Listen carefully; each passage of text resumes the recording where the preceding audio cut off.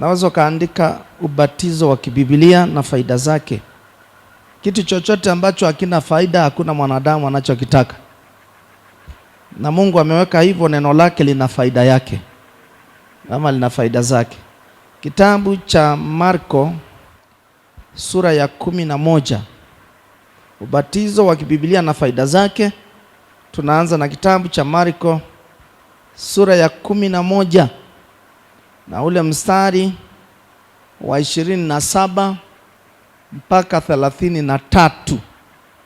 Biblia inaandika hivi: wakafika Yerusalemu tena, hata alipokuwa akitembea hekaluni, wakamwendea wakuu wa makuhani na waandishi na wazee, wakamwambia, ni kwa mamlaka gani unatenda mambo haya? Naye ni nani aliyekupa mamlaka hii uyatende haya? Yesu akawaambia, nitawauliza neno moja nanyi mnijibu, kisha nitawaambia ni kwa mamlaka gani na yatenda haya. Ubatizo wa Yohana ulitoka mbinguni au kwa wanadamu? Nijibuni. Wakasemezana wao kwa wao wakisema, kama tukisema ulitoka mbinguni, atasema mbona basi hamkumwamini? Ila tukisema ulitoka kwa mwanadamu, waliogopa watu, maana watu wote walimuona Yohana kuwa nabii halisi. Wakamjibu Yesu wakasema, hatujui. Yesu akamwambia, wala na mimi siwaambii ninyi ni kwa mamlaka gani na yatenda haya. Tunaanza na swali gumu sana ambalo Yesu akiwa katika mwili wa damu na nyama alikutana na watu wa aina pea, ukiangalia kama aina makundi manne waliokuwa wanamfuata, wakimchunguza, wakimtafiti mtu huyu anafanya kwa mamlaka gani, kazi ya Mungu alikuwa anaifanyaje, anafanikiwaje. Najua watu ni wachunguzi, na mwishoni wakati wanamchunguza namna hiyo, Biblia inasema walimwendea wakuu wa makuhani. Wakuu wa nini? Wa makuhani. Yaani hawa pia ni watu wa Mungu kabisa. Wakuu wa makuhani si ni watu wa Mungu?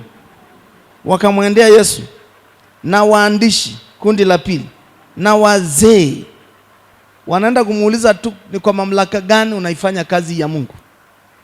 Yesu naye akawauliza hivi, na mimi nataka niwaulize, ubatizo wa Yohana ulitoka wapi? Ulitoka mbinguni ama kwa wanadamu? Yesu ndio anauliza. Ubatizo wa Yohana, si mliona anabatiza, ulitoka mbinguni ama kwa wanadamu?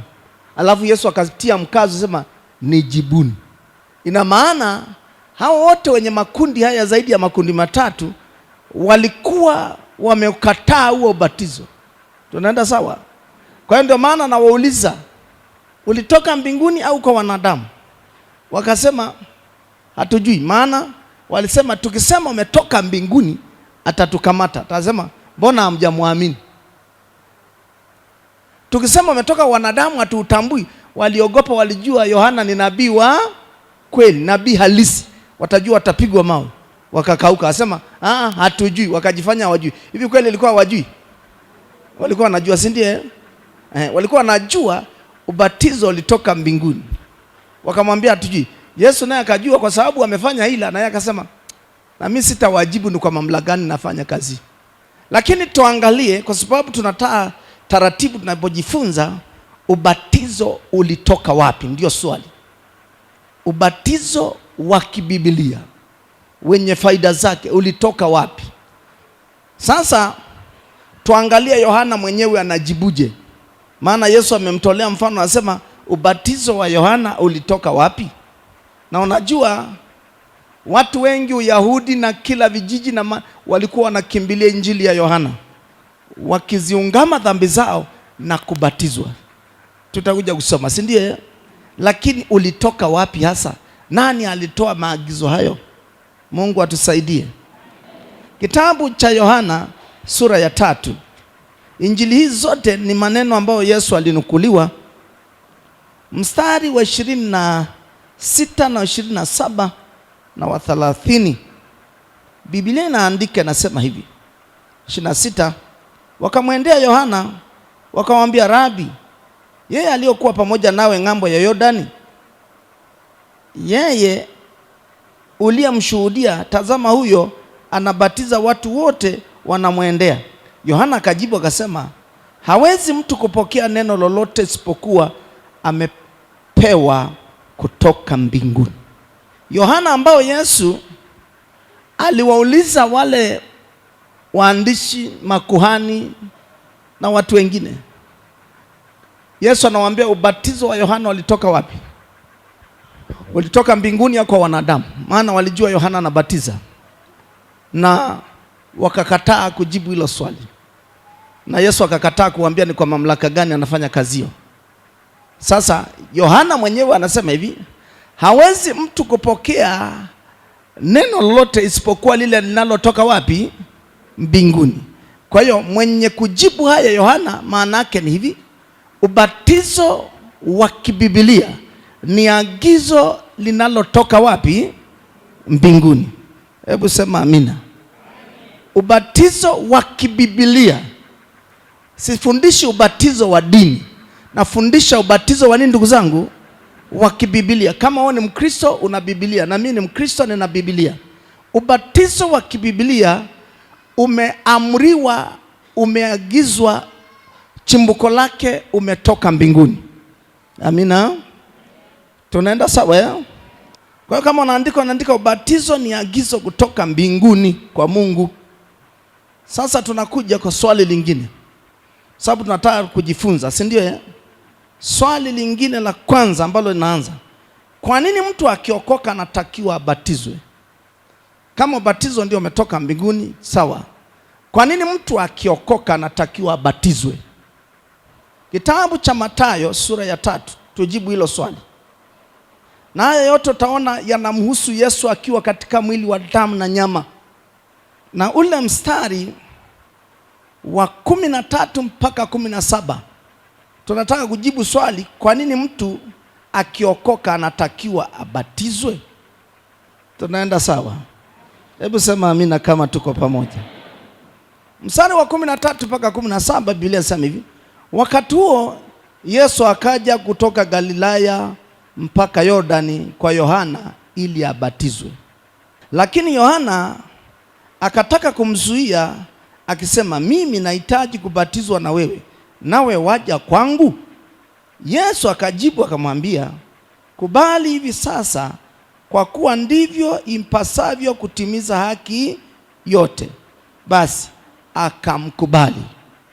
Naye Yesu alipokwisha kubatizwa, mara akapanda kutoka majini, na tazama mbingu zikamfungukia, akamwona Roho wa Mungu akishuka kama hua akija juu yake. Na tazama sauti kutoka mbinguni ikisema, huyu ni mwanangu mpendo wangu ninayependezwa naye. Umeona hapa ilivyokaa? Sasa kwa kujibu swali hili, kwa nini mtu akiokoka anatakiwa abatizwe? Biblia nasema anabatizwa kwa sababu ya kutimiza haki zote. Haki zote za kimbingu Mungu alizoziamuru. Kwa nini mtu akiokoka anatakiwa abatizwe? Anabatizwa kwa sababu ya kutimiza haki zote. Kumbuka Yohana ndio Mungu aliyesema nao kwamba huyu anayekuja nyuma yake ni mtu wa aina gani, ambaye hastahili yeye kulegeza gidamu ya viatu vyake, si ndio? Si sawa kanisa? Lakini tunaona saa hiyo anamtokezea Yesu, anatoka Galilaya. Biblia inasema Yesu akatoka Galilaya mpaka Yordani. Neno mpaka inaonesha hatua, inaonesha umbali, mpaka mto Yordani, kwa lengo moja tu, ili akafanyeje? Ili afanyeje watu wa Mungu? Ili akabatizwe.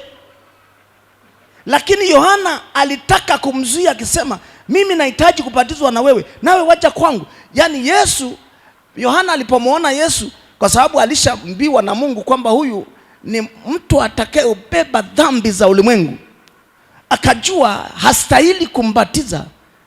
Yohana ndio angestahili kubatizwa na Yesu, si ndio? Kwa hiyo kilichogombaniwa ni kwamba sistahili kwa heshima ambayo Mungu amekupa, na wewe ni Mungu uliovaa mwili, sistahili mimi kukubatiza. Ndio Yohana alipokuwa nakataa. Lakini angalia Yesu mwenyewe anajibuje aliyefuata ule ubatizo. Usini sawa? Yesu akajibu akamwambia Yohana, kubali hivi sasa. Kufanyaje? Kubali hivi sasa. Maanake wako kwenye maji hapa na watu wengine wamezingira wanataka kubatizwa. Kubali hivi sasa. Kwa nini kubali? Anasema kubali hivi sasa kwa kuwa ndivyo itupasavyo kuitimiza haki yote. Itupasavyo, sio chaguo. Itupasavyo kutimiza haki zote ambazo Mungu alitoa. Kwa nini? Imeandikwa katika kitabu cha Marko sura ile ya 16 kama sikosea mstari wa 16, kama sio 16 15. Nasema hivi, aaminie na kubatizwa ataokoka, asiamini atahukumiwa. Ni sawa si sawa? Kwa hiyo maagizo ya Mungu, kama Mungu amekuokoa anataka ubatizwe. Ubatizo upi? Ubatizo wa kiBiblia. Ukoje huo ubatizo? Nitakuambia ukoje. Haleluya. Haleluya. Kwa hiyo Yesu ni kielelezo chetu. Wakati fulani aliwauliza watu fulani, anaambia mnaniita mimi Bwana Bwana. Ni sawa, mnamuita Rabi, mwalimu, ni sawa, lakini mbona hamtendi yale ni waamuruyo? Kama ubatizo umetoka mbinguni, kuna watu wengi wanaokoka lakini hawakubali kubatizwa. Lakini Yesu ambaye ni kielelezo, yeye alikubali. Alisema tena, na mshauri Yohana anamwambia, kubali hivi sasa, imetupasa. Sio chaguo, sio ombi, imetupasa kutimiza haki zote.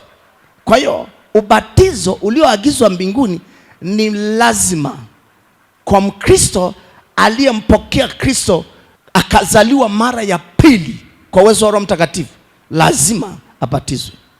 Kama hajabatizwa, Mungu hawezi kumtambua. Kwa nini? Master wao Yesu Kristo mwenyewe alifuata ubatizo. Sema amina. Sema amina kama unanielewa. Si tunaenda sawa? Yesu mwenyewe alibatizwa au hajabatizwa? Tuangalie kama Yesu alibatizwa. Si ndio tumeona hapo? Si ndio? Tena anamwambia Yohana, kubali hivi sasa, imetupasa kutimiza haki zote. Akakubali, akabatizwa. Na alipobatizwa, Biblia inasema Roho Mtakatifu akashuka kama ua akamjia. Kwa hiyo kama batizo haukuagizwa mbinguni, Mungu asingeitikia kwa kumwachilia Roho Mtakatifu kuja kwa Yesu Kristo. Hiyo ni moja. Baada ya kutimiza haki zote, una haki ya kubatizwa na Roho Mtakatifu. Haleluya. Na baada ya Roho Mtakatifu kuja ndani yake, angalia, Mungu anamtangaza. Anamwambia, huyu ni mwanangu ninayependezwa naye. Simeona amesema hapo. Baada ya kufanyaje? Kutoka kwenye maji mengi, kutoka kwenye kubatizwa. Kwa nini Yesu hajatangazwa na mbingu ikafunguka kabla hajabatizwa? Si angeweza kumtangaza. Lakini alipotimiza haki zote za kubatizwa, naona mbingu zinafunguka, alafu Mungu anamtangaza. Sio Yohana anampangaza, ni Mungu anafungua mbingu, sauti inakuja, watu wanasikia Mungu anachosema. Ubatizo wa kiBiblia ni agizo kutoka mbinguni. Haleluya. Wangapi wananielewa kitu nasema? Na Yesu kama kielelezo chetu, baada ya kubatizwa, na yeye wakati anakusanya wanafunzi wake, na yeye aliondoka kwenda kuwabatiza. Kuna watu wana vitu wanasema, kama labda yeye alibatizwa tu, lakini kanisa lilo liendesha yeye kubatiza. Yeye alihakikisha analisimamia watu wanabatizwa, akaacha kielelezo.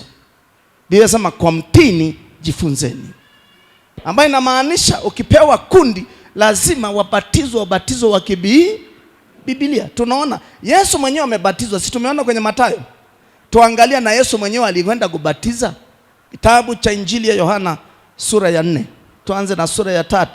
Yohana sura ya 3 na mstari wa 22 na 23. Baada ya hayo, Yesu na wanafunzi wake walikwenda mpaka nchi ya Uyahudi. Walikwenda mpaka, neno mpaka inaonyesha distance, inaonyesha umbali. Wanafuata nini? Wanaenda mbali huko. Angalia anachosema. Baada ya hayo Yesu na wanafunzi wake walikwenda mpaka nchi ya Uyahudi, wakashinda huko pamoja nao, akabatiza. Umeona hiyo kitu? Amekwenda na wanafunzi wake mpaka nchi ya Uyahudi, akashinda huko akibatiza. Yohana naye alikuwa akibatiza huko Ainoni karibu na Salimu. Kwa hiyo huyu Yohana ambaye alimbatiza Yesu mto Yordan, hakuishia tu mto Yordan. Kuna siku alikwenda kubatiza sehemu nyingine inaitwa Ainoni karibu na Salimu.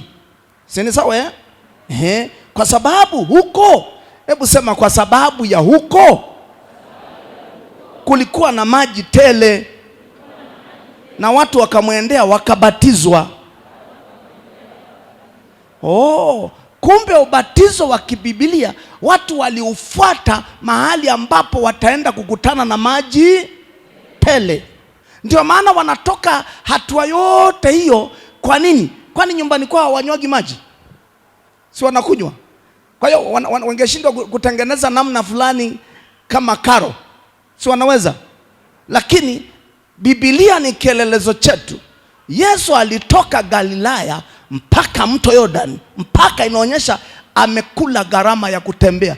Biblia hainiambii kuna umbali gani, haijaandika kilomita ngapi ama maili ngapi, lakini alitoka Galilaya mpaka mto Yordan kwenda kwa Yohana ili afanyaje? Ili abatizwe. Na Yohana alipotaka kukataa, akamwambia, kubali hivi sasa, yatupasa, sio ombi, yatupasa kutimiza haki yote. Kama hiyo haki haikuandikwa nisingehangaika, lakini yatupasa. Na Yohana akakubali, akambatiza Yesu Kristo. Alipotoka, Roho Mtakatifu akashuka. Alipomaliza kushuka Roho Mtakatifu, mbingu zikafunguka. Mbingu zikafunguka, Mungu akatangaza, huyu ni mwanangu ninayependezwa naye. Leo watu wangapi ambao Mungu anawatangaza namna hii? Wameokoka lakini hawataki kubatizwa. Kwa nini? Na ni moja tu. Watu wamewekewa imani zao, hawajawekewa kumwamini Mungu. Dini kazi yake ni kuwekewa imani zao, uwekewe imani ya Mungu. Ukimwamini Mungu utabatizwa. Sema amina kama unanielewa. Kwa hiyo tunaona sio Yesu tu alibatizwa, lakini tunaona alienda kuwabatiza na wanafunzi wake.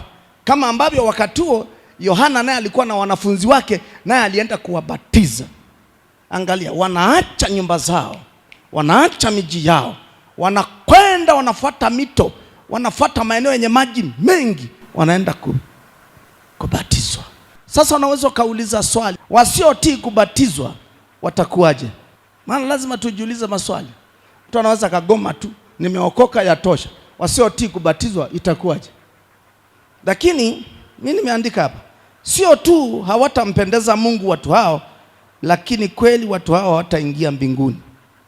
Sio tu hawatampendeza Mungu watu hao wanaokataa kubatizwa, lakini kweli hawataingia mbinguni. Kitabu cha Yohana sura hiyo tumesoma ya 3. Tusome hapo sura ya 3 mstari wa 1 mpaka wa 7. Naweza kupata habari ya mtu mmoja alikuwa anaitwa Nikodemo, ni Farisayo. Yeye akaamua kumwamini Yesu, akamwendea usiku. Kwa sababu unajua Mafarisayo walikuwa wana misimamo yao, si ndio? Lakini mmoja huyu akasema, hapana, huyu mtu ni wa Mungu. Wacha nikitokezea mchana Mafarisayo wanaweza wakaniangamiza, lakini wacha niende usiku. Unanielewa? Bwana asifiwe sana. Sasa huyu alikuwa anaitwa nani? Nikodemo. Biblia inasema palikuwa na mtu mmoja Mfarisayo, jina lake Nikodemo, mkuu wa Wayahudi. Kwa hiyo alikuwa kiongozi mkubwa, si ndio? Huyo alimjia usiku akamwambia, Rabi, twajua ya kuwa mwalimu umetoka kwa Mungu, kwa maana hakuna mtu awezaye kuzifanya ishara hizi uzifanyazo wewe, isipokuwa Mungu yu pamoja naye.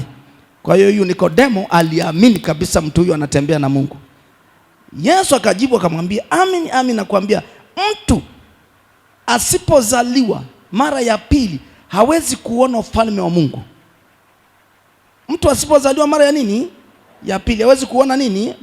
Nikodemo akamwambia, awezaje mtu kuzaliwa akiwa mzee? Aweza kuingia tumboni mwa mamaye mara ya pili akazaliwa. Yesu akajibu, amin, amin nakuambia, mtu asipozaliwa kwa maji na kwa roho, asipozaliwa kwa maji na kwa roho. Hii ni ara kubwa, maana yake asipojazwa na Roho Mtakatifu. Na Biblia inasema katika kitabu cha Warumi sura ya 8, anasema wanaoongozwa na Roho wa Mungu hawa ndio wana wa nani? Wa Mungu. Sasa badilisha, wasioongozwa na Roho wa Mungu hawa ni nani? Wewe ndio umesema, mimi sijasema. Lakini sio sawa, tukubaliana kabisa. Biblia ndio inasema hivi, wanaoongozwa na Roho wa Mungu hawa ndio wana wa Mungu. Sasa badilisha, fanya vice versa, utajibu mwenyewe. Kwa hiyo unaweza pia ukawa ni Mkristo uliookoka, lakini utaki kukubali agano ama haki ya Mungu ambaye tunamfuata Yesu Kristo aliyekuja kwenye mwili. Yeye ni kielelezo, alibatizwa. Wewe unapokataa kubatizwa unamfuata ufalme wa nani? Na wakati yeye amesema mimi ndimi njia, kweli na uzima, mtu haji kwa Baba isipokuwa kwa njia mimi. Alafu unasema nampenda, lakini ubatizo wa kibiblia utaki, ambao Kristo mwenyewe aliufuata, mbingu zikathibitisha. Wewe huwezi kuona ufalme wa Mungu. Sio Sumbe anasema mtu asipozaliwa kwa maji na kwa roho hawezi kuona ufalme wa Mungu. Ni mimi nimesema au Biblia? Ni mimi nimesema au Biblia? Au ya kwangu imechapishwa tofauti na ya kwako? Si ziko sawa? Anasema hivi, mtu asipozaliwa mara ya pili hawezi kuona ufalme wa Mungu. Nikodemo akamwambia, awezaje mtu kuzaliwa akiwa mzee? Aweza kuingia tumboni mwa mamaye mara ya pili akazaliwa? Yesu akajibu, amin nakuambia, mtu asipozaliwa mara kwa maji na kwa roho hawezi kuona ufalme wa Mungu. Anarudia. Sasa sisi tunarahisisha tu kwa sababu tuko huru, tunaona mambo ya Mungu kama ya kawaida tu. Wasiotii ubatizo wa kibiblia si tu hawatampendeza Mungu, lakini hawatauona nini? Ufalme wa Mungu. Hebu sema amina. Amen. Na ukinukuu Marko 16, najua unaandika. Ukinukuu Marko 16 mstari wa 16, Biblia inasema hivi, hubirini injili kwa kila kiumbe, aaminie na kubatizwa ataokoka, asiyeamini atahukumiwa. Sio sawa? Kwa hiyo wewe umekataa kubatizwa ubatizo wa kibiblia, afadhali basi usiujue. Ukishaujua ukaukataa utahukumiwa. Sio mimi nimesema, ni Marko 16 mstari wa 16, ambao mstari wa 15 Yesu anasema enendeni ulimwenguni kote mkahubiri injili kwa kila kiumbe. Alafu mstari wa 16 anasema aaminie na kubatizwa ataokoka, asiyeamini atahukumiwa. Kwa hiyo huwezi kuingia ufalme wa mbinguni kama umeokoka na ukajua maana ya ubatizo wa kibiblia ukaukataa. Huwezi kuingia ufalme wa mbinguni. Najua kuna swali liko moyoni, ndio maana nasema tunapojifunza wewe usinitangulie. Kuna akili mbele yako na nitangulia. Kuna mtu mmoja alikufa pale msalabani na Yesu Kristo. Sio sawa? Na alikuwa mtenda dhambi. Sio sawa? Wakahukumiwa. Lakini Yesu alipelekwa msalabani kama njia wanadamu wakombolewe. Sio sawa? Kwa hiyo akaangikwa msalabani. Kuna mtu mmoja, walikuwa wawili, mmoja yuko mwingine. Sasa huyu mmoja akaamua kuziungama dhambi zake akiwa wapi? Msalabani. Akamwambia, sisi tunavuna yale maovu yetu ama dhambi zetu, tukastahili kuletwa msalabani tufe hapa, lakini Bwana Yesu unikumbuke. Maana yake anatubu kwamba unisamee. Si sawa? Yesu alimwambiaje? Anaambia leo hii tutakuwa pamoja na wewe wapi? Paradiso. Si sawa? Unaweza kusema mbona yeye hajabatizwa? Sikiliza kuambie, Biblia imefundisha, nasema hivi katika kitabu, kwenye maagizo makuu ya Yesu Kristo, katika kitabu cha Injili ya Mathayo sura 28 mstari wa 19 ama 18 mpaka 20, anasema Yesu alipofufuka wakakutana na wanafunzi wake pale Galilaya. anawaambia nimepewa mamlaka yote mbinguni na duniani, na ninyi enendeni ulimwenguni kote mkahubiri injili kwa kila kiumbe. Aaminiye na kubatizwa ataokoka. Alafu anawaambia mkawafundisha kuyashika yote niliyowaamuru. Mkawafundisha kuyashika yote niliyofanyaje? Niliyowaamuru. Maana yake nini? Kama ukiokoka hukufa haraka kwa bahati mbaya kama yule wa msalabani akatubu dakika ya mwisho, Mungu anakutaka ukishaokoka ukae darasani ufundishwe yote ambao Mungu alifanyaje? Aliyoamuru. Ndio maana Yesu Kristo alipokuja kutangaza ufalme wa mbinguni, kitu cha kwanza, kwa sababu yeye alikuja kutangaza anatakiwa atimize haki zote za Mungu Baba. Angalia, aliufuata mwenyewe ubatizo wa Yohana Mbatizaji kwenda kufanyaje? Kubatizwa. Kwani kwa sababu anapaswa kutimiza haki zote ambazo Mungu ameziamuru. Kwa hiyo na wewe na mimi kama tukiokoka, hujafa, uko hai, unaenda kanisani au uendi kanisani? Ukiokoka unabakiaga nyumbani au unaenda kanisani? Ukienda kanisani maana yake unaenda kufundishwa kuyashika yote ambayo Mungu aliyaamuru. Moja wapo ni pamoja na ubatizo. Sema amina kama unanielewa. Kwa hiyo hata kama mtu akipata ajali sasa hivi, watakatifu wakafika wakasema jamani, hawa watu wameumia, ndio wanaona wanataka kukata roho. Mwambie uko tayari kumpokea Yesu uende mbinguni? Asema niko tayari. Ukamwongoza sala ya toba, hata maneno mawili tu, mtu ule akakiri kutoka wapi? Rohoni mwake. Ataokoka hajaokoka? Akiokoka na akifa anaenda mbinguni. Lakini kama hajafa akiwa duniani, lazima akae darasani afundishwe mambo yote pamoja na kutimiza haki zote za kibiblia. Sema amina kama unaelewa. Sasa swali lingine linasema hivi. Swali namba 3. Tunaenda sawa ya? Haya. Watu wengi wamebatizwa wangali watoto wadogo. Hao nao wako kwenye fungu gani? Sene jambo zuri jamani. Sisi tunajifunza ubatizo wa nini jamani? Wa kibiblia. Sasa swali hili la msingi sana. Watu wengi wamebatizwa wangali watoto wadogo kabisa. Na hao wako kwenye fungu gani? Sasa cha msingi hapa, Biblia imeainisha mambo makuu mawili au matatu. Tunaenda sawa? Mungu ameweka kanuni kwenye neno lake. Injili zote ngapi? 4. Injili ya Mathayo, Injili ya Marko, Injili ya Luka, Injili ya Yohana ni injili ambazo zinaitwa, ambao Mungu amenukuliwa, Yesu Kristo amenukuliwa maneno yake. Si sawa? Imebeba, kuna kanuni kuu za kibiblia. Mojawapo anasema hivi, alipofufuka ndio anatoa maagizo katika kitabu cha Mathayo sura 28. Nataka tuangalie hizi kanuni, alafu tutajibu swali linalosema watu wengi wamebatizwa wangali watoto wadogo. Hawa nao wako kwenye fungu gani? Tunaangalia kanuni kuu ya Mungu ni nini. Mathayo 28 na ule mstari wa 16 mpaka wa 20 anasema hivi, na wale wanafunzi 11 wakaenda Galilaya mpaka mlima ule aliowaagiza Yesu. Saa hiyo walifufuka, si ndio? Nao walipomwona wakamsujudia, lakini baadhi yao waliona shaka. Yesu akaja kwao akasema nao akawaambia, nimepewa mamlaka yote mbinguni na duniani. Hapa amefufuka, si sawa? Alafu anawaambia basi enendeni mkawafanye mataifa yote kuwa nani?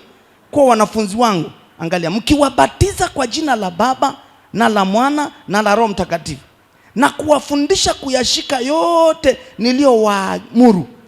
Si nimerudia mara ya nyuma kidogo niliyowaamuru ninyi, na tazama mimi nipo pamoja nanyi siku zote hata ukamilifu wa dahari. Hii ndio injili kuu ambayo imewaamuru mwanadamu yeyote ambaye akiokoka anatakiwa aende ulimwenguni kote mkahubiri nini?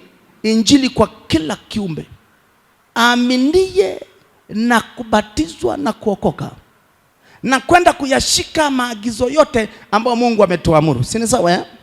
Sasa vivyo hivyo ukisoma katika kitabu cha Marko sura ya 16 naye anasema hivi, Marko sura ya 16 mstari wa 15 na 16, miwili tu hapa.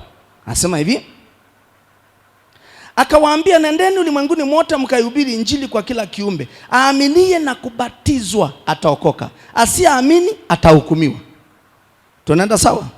Sasa nisikilize. Swali nasema, watu wengi walibatizwa wangali watoto wadogo. Hao nao wako kwenye fungu gani? Sasa sisi hatulumbani kwamba walibatizwa mdogo au mkubwa. Sisi tunaangalia Biblia inasemaje. Ni sawa si sawa? Sasa Biblia hapa inasema mkahubiri mataifa kila kiumbe. Si sawa? Mkahubiri injili. Mkahubiri nini? Cha kwanza, mtu anatakiwa ahubiriwe. Si sawa? Anatakiwa afanyeje? Ahubiriwe, maana yake ashuhudiwe kwamba ni mwenye dhambi, aunganishwe na Mungu. Hicho cha kwanza. Mkahubiri injili kwa kila kiumbe. Na wewe si ni kiumbe cha Mungu? Inatakiwa uhubiriwe, cha kwanza, si ndiye? Biblia inasema aaminie. Lazima uamini au ukatae, ni waamuzi. Kwenye maagizo makuu ya Mungu anasema mkahubiri injili kwa kila kiumbe. Aaminie hata hukumiwa, asiyeamini hata hukumiwa. Si sawa? Sasa hapo maana yake unahubiriwa injili, alafu ndipo Mungu aanze kukuhukumu, ama ukatae ama ukubali. Lakini hawezi kukuforce kwenye injili kwamba lazima ulazimishwe, lakini lazima habari njema ihubiriwe kwa kila mtu. Si sawa? Sasa twende taratibu. Anasema kwa hiyo, moja, lazima uhubiriwe ama ushuhudiwe. La pili, unaweza kaamini ukaokoka ama ukakataa. Si sawa? La tatu, ndipo ubatizwe. Ndivyo Biblia inaweka. Si sawa? Sasa wewe ulikuwa mtoto mdogo, nataka nikuulize swali. Ulihubiriwa na nani? Ulihubiriwa na nani mpaka ukaokoka? Maana enendeni ulimwenguni kote mkahubiri injili kwa kila kiumbe. Sawa, hata ukiwa mtoto mdogo si ni kiumbe? Lakini mtoto mdogo unamwambia acha dhambi, anaelewa? Anaelewa? Biblia inaambia kwa watoto wadogo, waacheni watoto wadogo waje kwangu, maana ufalme wa Mungu ni wao. Kwa hiyo watoto wadogo hawajui dhambi. Kwa hiyo watoto wadogo bila kujua ni wa dini gani, ana dini au hana dini, kama hajaitambua dhambi, akifa anakwenda mbinguni. Mbingu ni ya kwao. Mnanielewa kitu nasema? Lakini kibarua kinafika pale unapoanza kuwa mtu mzima. Ukiwa mtu mzima maana yake una maamuzi. Unajua hili nzuri na baya. Hapo ndio natakiwa uhubiriwe injili. Unaweza kaamua naitaka nimtake Mungu ndani yangu, au ukakataa. Ukikataa unahukumiwa. Hutamdai Mungu, atakwambia nilipitisha watumishi wangu wakahubiri, ulikataa. Unamkumbuka Lazaro na yule tajiri. Lazaro alikuwa maskini, anakula makombo kwenye meza ya nani? Ya tajiri wake. Lakini Lazaro akahubiriwa injili, akaamua kuwa mwokovu, akaamua kutembea na Mungu hata kama yuko kwa tajiri ambaye hajaokoka. Na tajiri anasema, wewe si umeamua kuokoka bwana, mimi sina shida nalo hilo. Wewe endelea maadamu unafanya kazi zangu vizuri. Kwa hiyo uhusiano wa kibinadamu hauna shida, lakini wa kiroho una shida. Lakini tajiri alikataa kuokoka. Siku moja Lazaro akafa, akatangulia kwenda mbinguni. Na kwa sababu ilikuwa hana, ni maskini, hata sadaka hana. Kwa hiyo kifa, Yesu alisema anaenda kuandalia makao, mahali nilipo na ninyi mtakuwepo. Kwa hiyo kwa kuwa Lazaro alikufa maskini, akaenda kuegema kwenye kifua cha nani? Cha mzee Abraham, baba yetu wa imani. Kwa nini? Wewe mtoto umefanya kazi duniani, hukufanya kazi ya Mungu ili upate baraka. Unajua unapotoa sadaka namna hii, inabadilishwa kwenye ulimwengu wa roho, inakuwa mali ya kiroho, inathamanishwa na jengewa nyumba ya kiroho. Ndio maana Yesu alisema naenda kuandalia nini? Makao. Kwa hiyo unapotoa unajenga nyumba yako ya kiroho. Kwa hiyo Lazaro akafa akiwa mtakatifu. Huenda sadaka alikuwa anatatoi, lakini Biblia inamsifia kwamba alikuwa maskini. Lakini asante, ameokoka, hata maskini anaokoka. Lakini akaenda kuegema kwenye nyumba ya nani? Ya mzee Abraham, baba wa imani. Haya, punde miaka naye inakimbia jamani, inaenda mwisho tajiri naye akafanyaje? Akafa.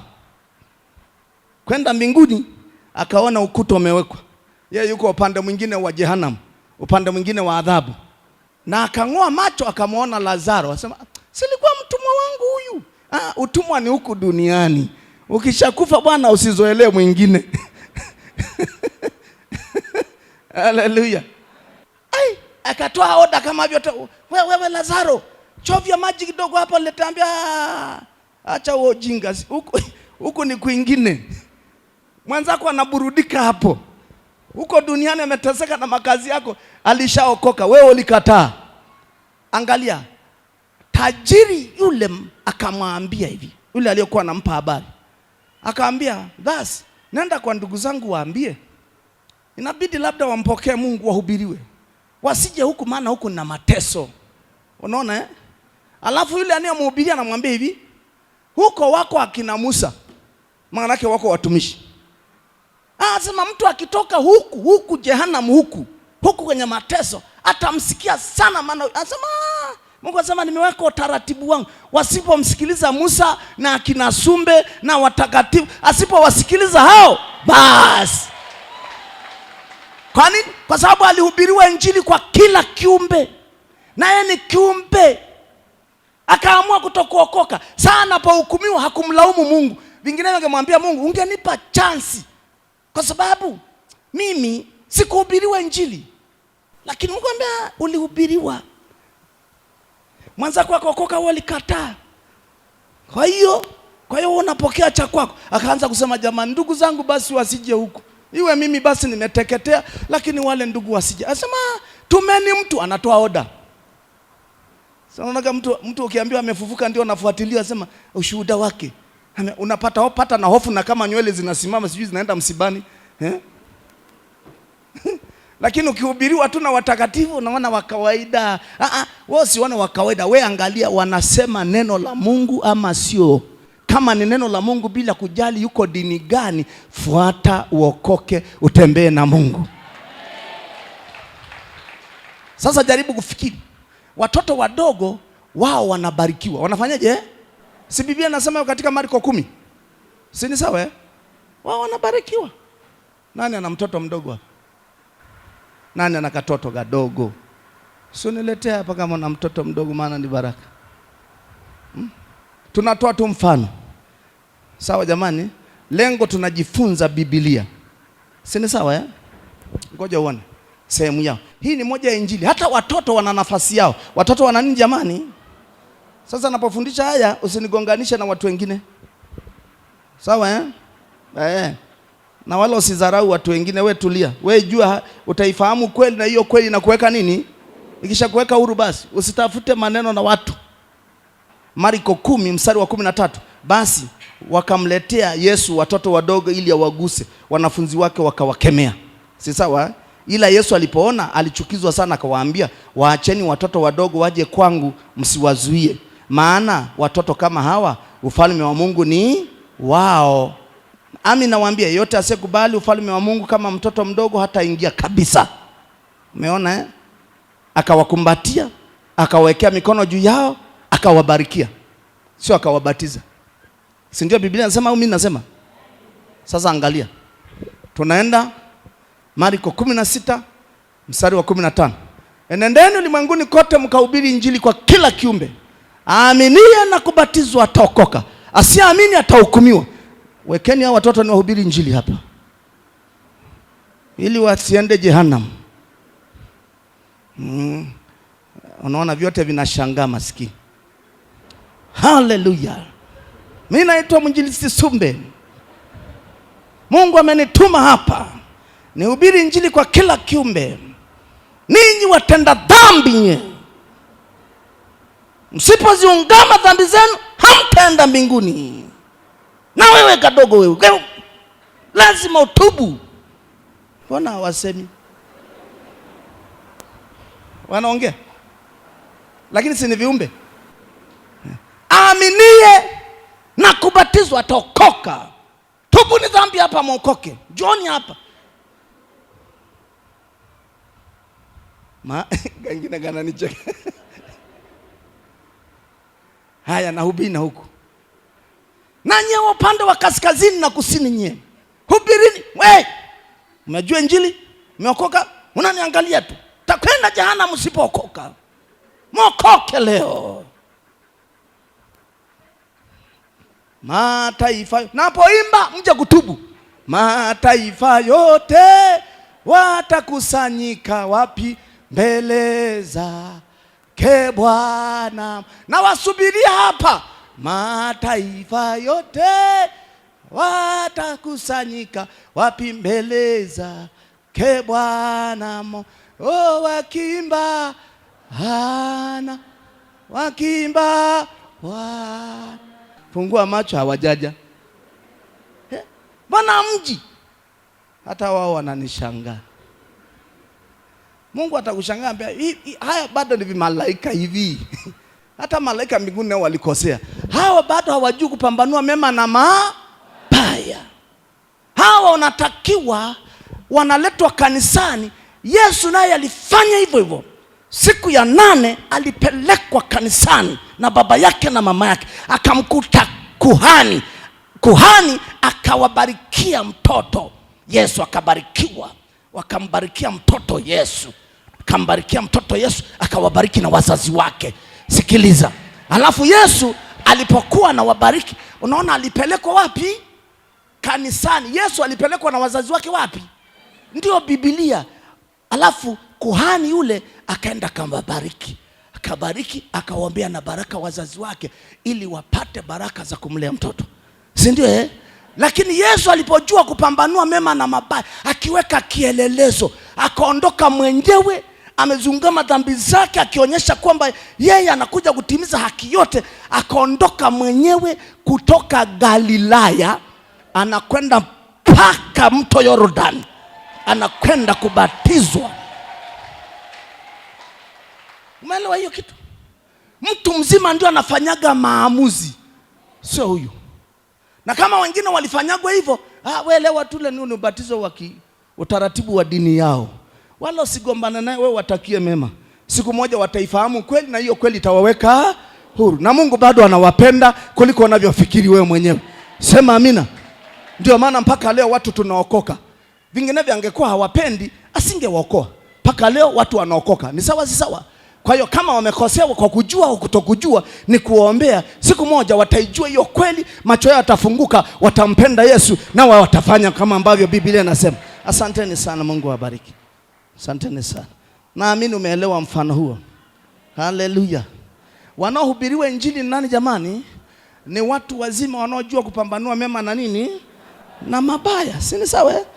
Hata Mungu alipomuumba mwanadamu wa kwanza, anaitwa Adamu na mke wake Eva, aliwapa maagizo. Alafu waambia chagueni. Kuna mti wa ujuzi mema na mabaya, na kuna mti wa nini jamani? Ujuzi mema na mabaya. Matunda yote mnaweza kula, lakini huu mti msile. Anawapa maagizo watu wanaoelewa. Hakuwapa huyo mtoto tampa maagizo. Kwanza anapoongea kenyewe hakuelewi. Ndio maana Yesu wakati wanakwenda kuvunja hayo maagizo, walikuwa wanajijua. Ndio maana Mungu alipokuwa anakuja, wamekimbia kwenda kujificha. Kwa sababu wamehalifu maagizo ya nani? Kama wameelewa, mpe Yesu makofi.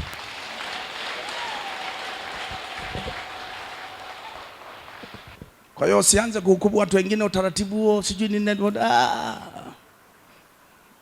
Sisi tunajifunza ubatizo wa kibiblia na faida zake. Amina. Sawa watu wa Mungu. Sasa swali lingine nasema, ubatizo wa kibiblia ni wa namna gani? Ubatizo wa kibiblia ni wa namna gani? Ubatizo wa kibiblia kwa ufupi ni wa maji tele. Ubatizo wa kibiblia ni wa maji tele. Tele maana yake maji mengi. Sisi tumemwona Yesu aliingia majini. Biblia inasema majini maana yake kwenye maji tele. Si ndio?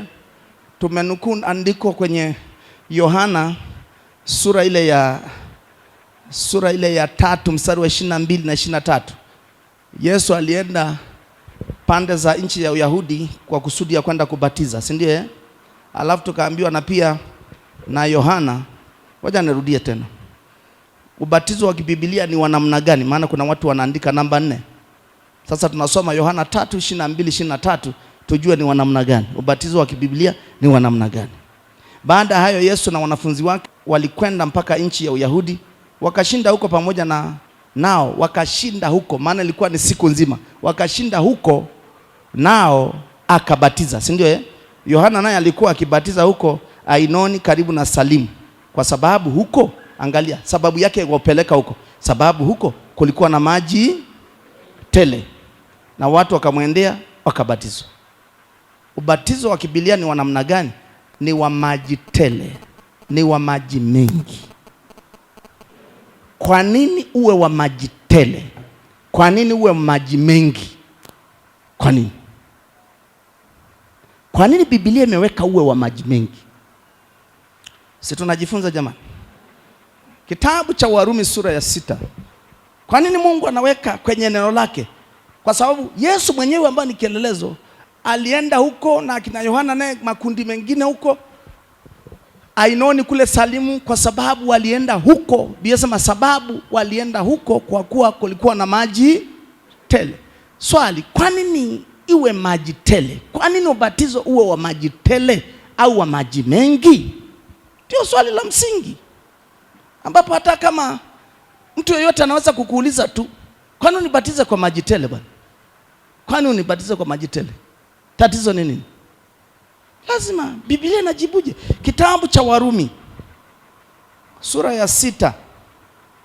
Warumi 6 mstari wa 3 mpaka wa 6. Alafu na yule anayeandika Wakolosai 2 mstari wa 12. Alafu nitaanza kusoma.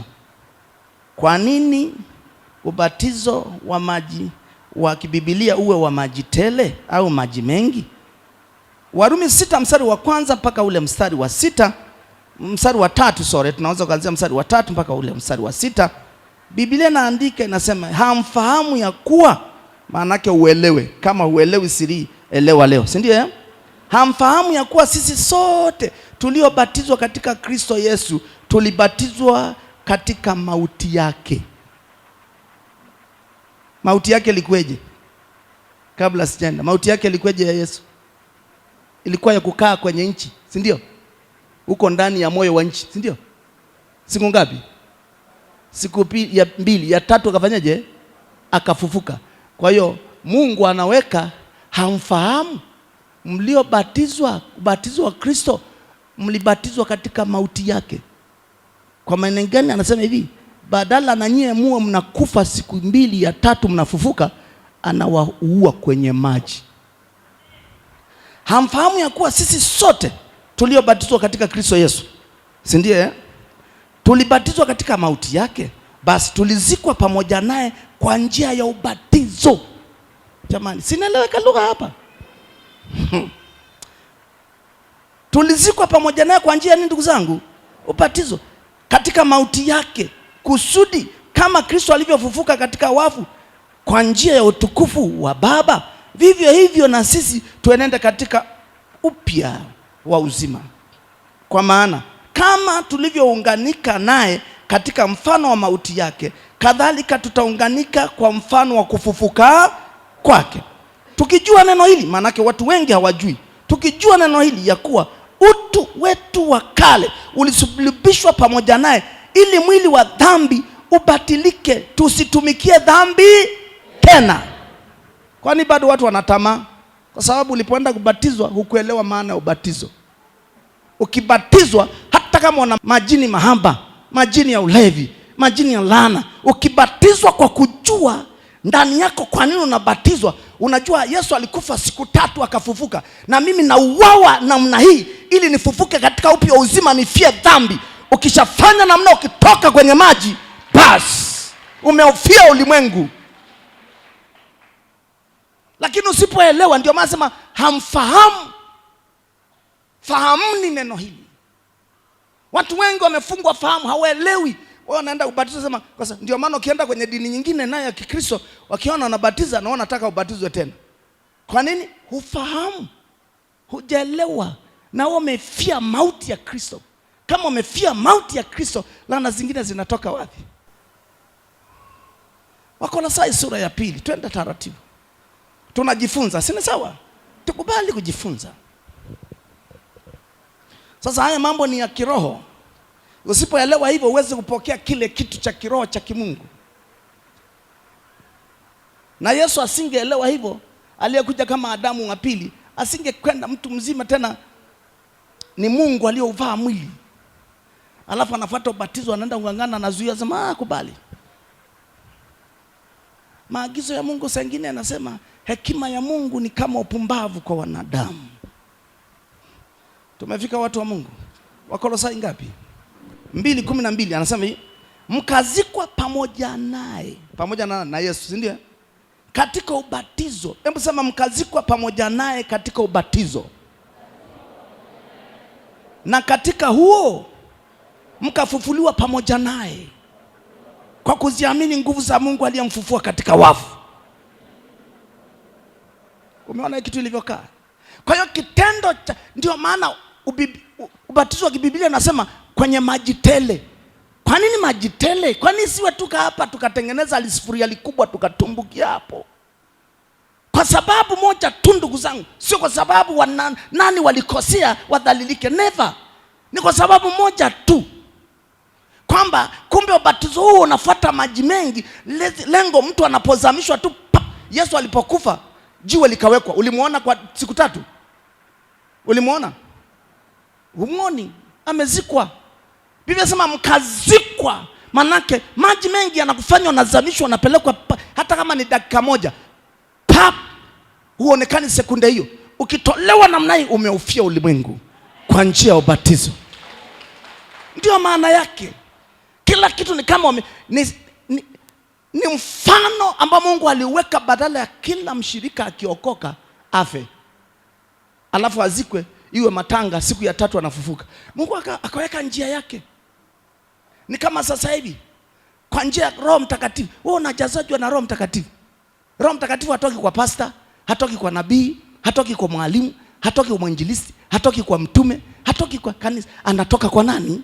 Kwa Mungu. Kwa hiyo watumishi hawa niliowataja, huduma zote 5, hata washirika, kazi yao anakuelekeza namna kujazwa Roho Mtakatifu, namna moyo wako utakavyokutana na Mungu anayeachilia Roho Mtakatifu, si ndio? Maandalio ya moyo ni ya nani? Ni ya mwanadamu. Jawabu la ulimi natoka kwa nani? Kwa hiyo sisi hatuna Roho Mtakatifu kwenye mikono yetu kusema pokea Roho Mtakatifu, lakini watumishi wanaandaa mioyo ya watu kwa sababu wamepewa dhamana, au kanisa limepewa dhamana. Kwa hiyo wanapoandaliwa namna hiyo, saa ya kujazwa Roho Mtakatifu, unaona mioyo yao haimwelekei pasta, inamwelekea kuhani mkuu mbinguni. Baba, nasi tuko hapa tujaze na Roho Mtakatifu. Unaona atafanya baada ya muda Roho Mtakatifu anashushwa na Mungu. Si sawa? Anashushwa ndani yako.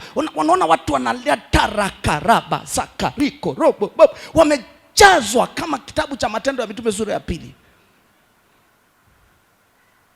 Kwa hiyo hata ubatizo wa kibiblia, kazi ya makuhani, watumishi wote kwenye mwili wa Kristo ni kuelekeza Mungu anavyosema ubatizo wa kibiblia. Ukiufundisha sawa sawa na watu wakaelewa, ukielewa, unapobatizwa, saa hiyo kuhani hayuko pembeni, mtumishi hayuko pembeni, yuko pembeni. Mungu ndio anabaki na wewe, anakuua kwenye maji, anakufufua katika upya uzima. Haya mambo yanafanyika kwa kuamini neno la Mungu. Ndio maana wako watu akina Paulo, zamani alikuwa anaitwa Sauli, alikuwa analitesa kanisa. Baadaye akakutana na Mungu kule Dameski, akawa kipofu. Akatumwa mtumishi mmoja anaitwa Anania. Anania akajaribu kujitetea, akasema mimi ni mwanafunzi wako kweli, lakini huyo jamaa alikuwa anaua watu wa njia hii, anaua watakatifu wako, anawakamata, anawapeleka kule Yerusalemu kushtakiwa. Na alikuwa ametumwa. Mimi bwana, huyo mtu ni mkatili sana. Yesu akamwambia Anania, nenda, maana hicho ni chombo kiteule kwangu, hana budi kulibeba jina langu kwa wafalme, kwa mataifa na kwa Israeli. Paulo alibeba wito kuu 3, lakini Biblia inasema hana budi kupata mateso kwa ajili ya jina langu. Kwa hiyo yeye alitesa wengine, Mungu anaachilia mafunuo mengi, lakini naye apate mateso, lakini anamwakilisha Mungu. Alipokwenda kuombewa na Anania, Biblia inasema macho yake kuna vitu vikaanguka kama gamba, akaanza kuona. Alafu akaondoka, akala chakula, akapata nguvu. Sentence inayofuata, akaenda kabatizwa. Wangapi wanaelewa? Unamkumbuka hata mtu mmoja alikuwa anatoka Kushi nadhaniwa kwamba ni Afrika, maeneo ya Ethiopia. Alitoka kwenda kuabudu Yerusalemu. Ilikuwa mara moja kwa mwaka. Sini sawa? Biblia inasema towashi moja aliyekuwa anatokea Kushi alitoka Yerusalemu. Wakati huo Mungu amemuinua mwinjilisti Filipo akihubiri. Alihubiri Samaria mpaka wachawi wakaokoka, akina Simoni mchawi, si ndio? Na baadaye mitume wakaenda kuliombea kanisa, wakaombea na ujazo wa Roho Mtakatifu, si sawa? Lakini Filipo akachukuliwa akatokezea sijui Azoto kule karibu na jangwa, akakuta huyu towashi ametokea kusali Yerusalemu. Yuko kwenye gari yake anarudi huku Kushi, maana yake anarudi nchi ya Ethiopia. Alafu ametoka kusali. Biblia inasema Filipo, Roho Mtakatifu akamwambia ambatana na ile gari. Akapanda. Alipomwona ni Filipo, akakuta towashi yule anasoma chuo cha nabii Isaya. Juu ya anasema alivyotabiriwa Yesu alipelekwa kama kondoo machinjoni. Si sawa? Alafu baadaye akamuuliza yule towashi, akamwambia haya unayosoma yanakuelea? Alafu yule towashi akasema nitaelewaje mtu asiponifundisha ama asiponielekeza? Kwa hiyo huwezi kuelewa vitu vya kimungu kama Mungu hajainua mtu kukusaidia. Haleluya.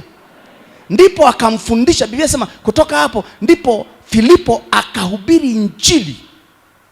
Akamhubiri yule towashi Injili kwa mistari ile ile ambayo ilikuwa towashi anasoma. Ametoka Yerusalemu, anatoka kanisani, anasoma lakini haelewi anachosoma. Hana ufunuo wa kile anachosoma.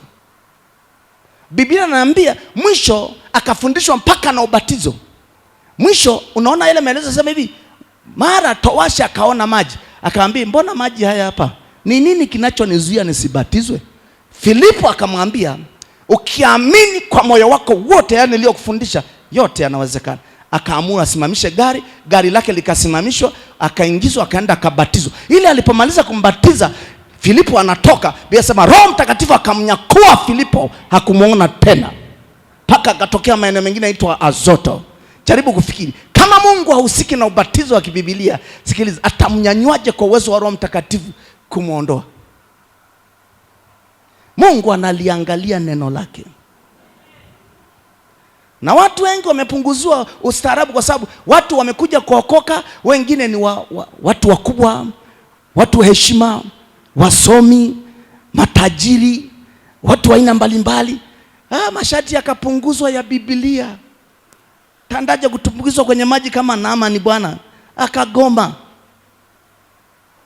Nasema kama ni hivyo tu unaweza kutengeneza tu na ustaarabu kubembeleza watu. Wewe Yesu ni mkuu kuliko mwanadamu yoyote, maana yeye ndio aliumba watu.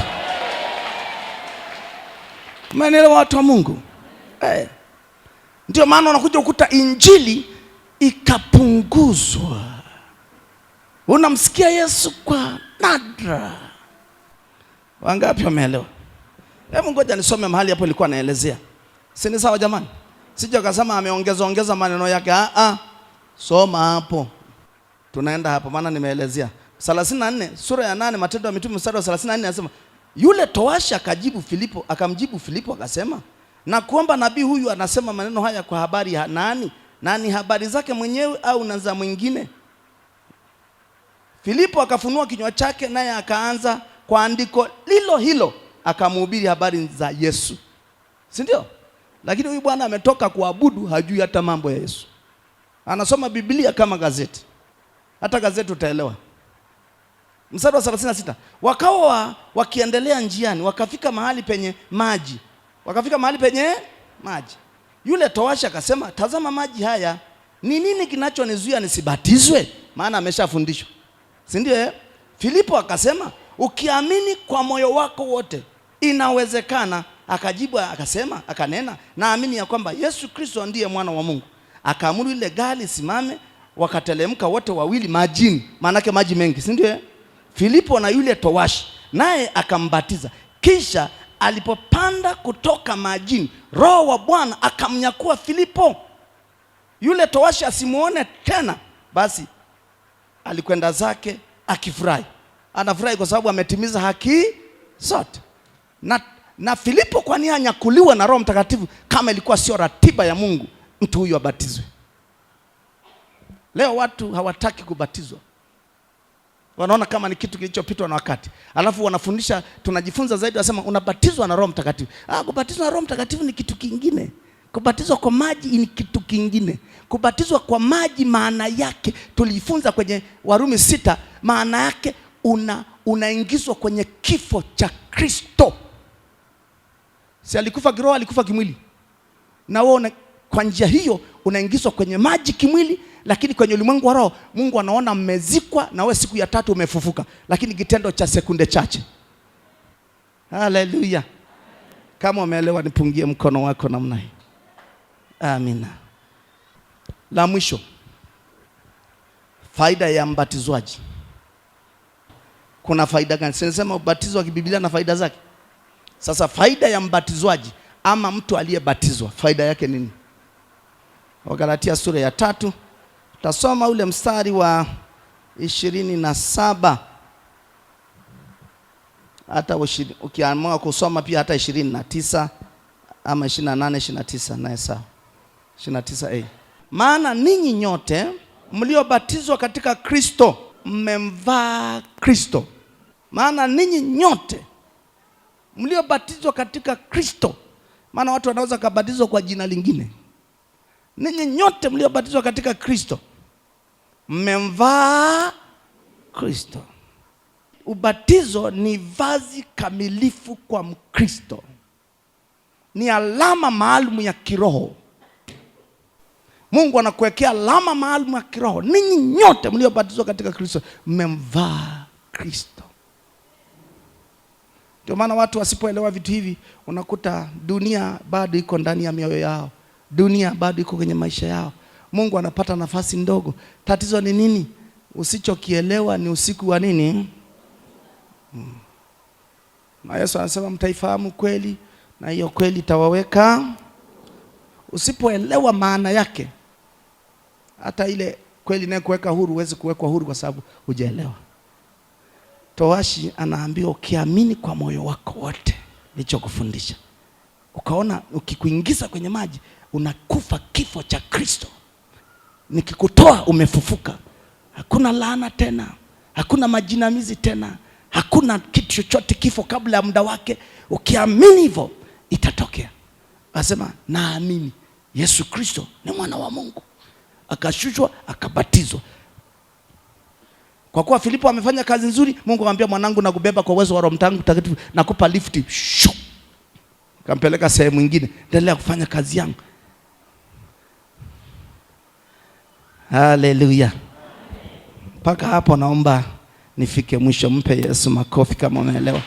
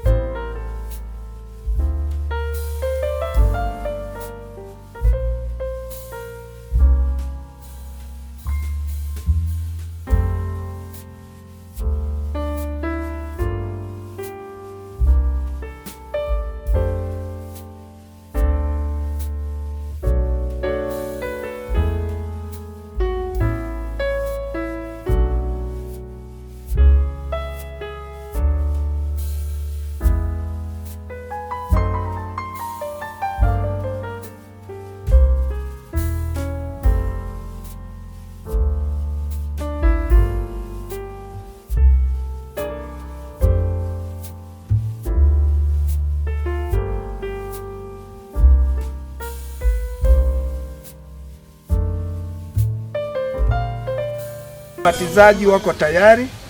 Nataka niombe tuyaweke maji haya wakfu mikononi mwa Mungu. Roho wa Mungu ahusike. Sawa sawa na kitabu cha Mwanzo, Mungu alipoziumba mbingu na nchi, kilichoonekana cha kwanza, kiumbe cha kwanza juu ya maji ilikuwa nani? Ni Roho wa Mungu. Alionekana ameatamia juu ya maji. Tunataka Roho wa Mungu atamie juu ya maji. Amen. Haleluya. Amen. Na kwa sababu tulijifunza jana ubatizo wa Biblia maana yake nini? Ni kufa na kufufuka pamoja na nani? Na Kristo, kwa kuamini ubatizo. Kwa njia ya ubatizo. Si ndio jamani? Kitendo cha wewe kupelekwa hata dakika hivi sekunde cha kupelekwa tu pap na kutolewa ni kitendo kinachomaanisha kiroho umekufa na kufufuka kwa njia ya ubatizo. Amen. Na jana tukajifunza tukaona Mungu ameweka njia hiyo, badala ya kila mtu anayempokea Kristo angeuawa alafu afi akae kwenye moyo wa nchi siku ya tatu mtu afufuke. Mungu akaweka njia mbadala kwa njia ya maji. Amina. Kwa hiyo mtu anapozikwa pale, hiyo ni kifo cha kiroho ili ufufuke pamoja na upya wa Kristo. Ndio maana Kristo alipofufuka, ndio maana amefufuka roho. Sasa wewe nao unapofufuka kwenye maji haya, unashinda dhambi, unashinda kila kitu ambacho kilikuwa ni kigumu. Amen.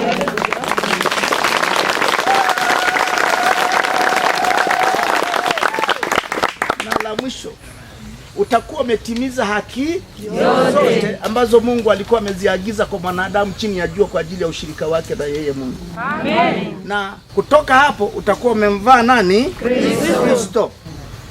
Kwa hiyo ukiamini haya mambo ndio yanaenda kutokea. Amen. Sasa angalia.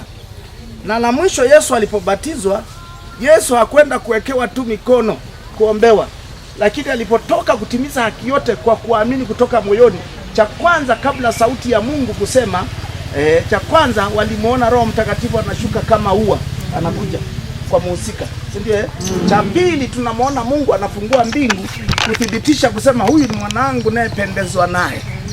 Si sawa jamani? Amen. Kwa sababu hiyo na kuomba sana, tunapobatizwa hapa moyo wako mwelekee nani? Mungu, kwamba unatimiza haki yote. Sio utaratibu wa kidini, ni utaratibu wa kimbingu aliyoweka kwa watakatifu wake mahali popote duniani. Amen. Na baada ya hapo utaona we mwenyewe unaweza kujazwa Roho Mtakatifu hata kabla hatujakuombea Roho Mtakatifu. Amen. Haleluya. Amen. Uko tayari? Amen. Ngoja tuombe, inamisha macho yako. Mungu wa Ibrahimu, Mungu wa Isaka, Mungu wa Yakobo, Mungu wa Bwana wetu Yesu Kristo, tumesimama katika ziwa hili la Duluti na kanisa lako lilolinunua mwenyewe kwa damu ya Yesu Kristo iliyomwagika pale msalabani, na watoto wako umewatafuta mwenyewe ukawaokoa kwa damu yako, na sasa wanakuja kutimiza haki yote uliyoisema sawa sawa na neno lako. Maji haya sasa tunayaweka wakfu mikononi mwako, na yatakasa maji haya Mungu katika nguvu ya jina la Yesu. Na kataa kila mapando na kila ufalme wa kuzimu uondoke saa hii kwenye haya maji na kwenye hili anga, na ng'oa kila nguvu yoyote inayofuatilia kinyume na mapenzi ya Mungu. Na kataa kisasi na malipizi yaondoke kwa nguvu ya jina la Yesu Kristo. Majini ya hame, mapepo yaondoke, uwepo wa Mungu ufunike mahali hapa, na ajilia moto wa Mungu na mbingu zifunguke Bwana kwa ajili ya tendo hili. Jitukuze kama ulivyomtukuza Kristo, jitukuze kama ulivyomtukuza Kristo alipoenda kuthibitishwa kwa ubatizo Bwana. Nasi Baba wa utukufu, na yaweka maji haya wakfu mikononi mwako, na uliza ulinzi wa malaika wa vita, ulinzi wa malaika wa ajabu, utukufu wako kafunike maji haya. Hivyo Baba, na yatenga na uovu, na yatenga na kila roho ya malipizi na kisasi, na yatenga na nguvu zozote za giza, na yatakasa kutoka sasa katika nguvu ya jina la Yesu Kristo. Utakasike kutoka sasa, na naachilia ulinzi wako Bwana. Roho Mtakatifu yatamia maji haya sasa, atamia kwa utukufu wako, ili Mungu dhihirike katika ubatizo, watu wajue wewe ni Mungu mkuu. Atamia maji haya kama ulivyoumba mbingu na nchi. Kabla kiumbe chochote ulionekana, Roho Mtakatifu umeatamia, umetawala. Ninatawala maji haya sasa, uweza wako pite juu ya watoto wako. Mateso yoyote, laana zozote, vifungo vyovyote, uovu wowote, watoto wako wanapopita uondoke, ukimbia wenyewe. Kuzimu nyamaza kimya kwa jina la Yesu. Na yatakasa na achilia ulinzi na baraka na furaha na amani na ushindi. Kila atakayeingia, nguvu ya ushindi wako ionekane. Asante kwa kunisikia, asante kwa kutenda, katika jina la Mungu Baba na la Mwana na Roho Mtakatifu. Na asante kwa watumishi wako ambao wamewaandaa tayari kwa ajili ya kubatiza, na wainua mikononi mwako. Neema yako Mungu kawa pamoja na kila moja, katika jina la Mungu Baba na la Mwana na la Roho Mtakatifu. Tuseme amina. Amen. Sasa hakuna waoga tena hapa. Amen. Wote ni mashujaa. Amen. Twende.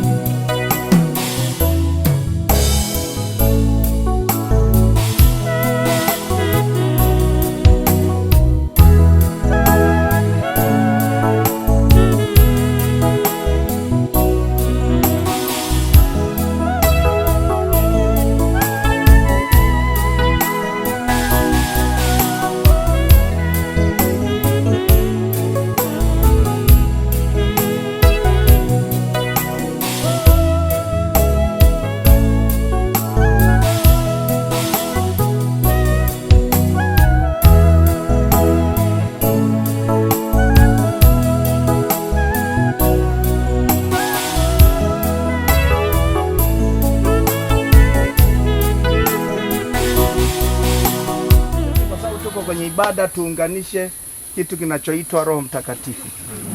Roho Mtakatifu Mungu anaporidhika anamwachilia yeye. Sawa jamani? Na mimi najua nimefanya mambo yote sawa sawa na neno lake. Kwa hiyo ningeomba wakati unapoombea ujazo wa Roho Mtakatifu, Roho Mtakatifu pia ni mstaarabu. Roho Mtakatifu ni Mungu. Anakuja ndani ya roho zetu. Na ishara mojawapo anaifanya, utaona watu wananena kwa lugha. Si ndio jamani? Ndio maana mmetimiza haki zote. Kwa hiyo kwa kuwa tumetimiza haki zote kama Yesu alivyotimiza wakati anaanza huduma, basi na wewe umetimiza haki yote. Sasa usianze kujiona wewe ni mdogo au mkubwa, umekaa kwenye wokovu muda gani. Hata kama umeokoka sasa hivi, ni haki yako kujazwa Roho Mtakatifu.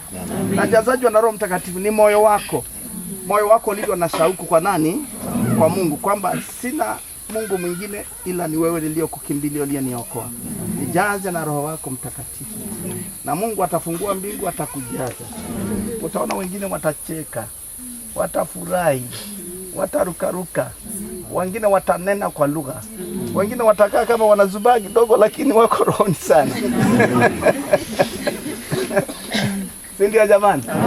Kwa hiyo tuko tayari? Ndio. Roho Mtakatifu analetwa na Mungu.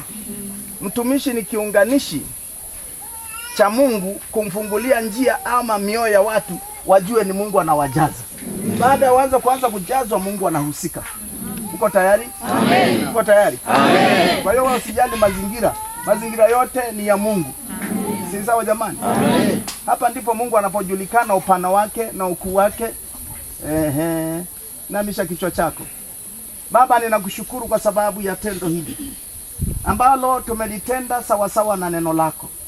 Na watoto wako hawa, watumishi wako hawa, watakatifu hawa, Mungu wa Ibrahimu, wametimiza haki yote. Nami nanyenyekea mbele za uso wako.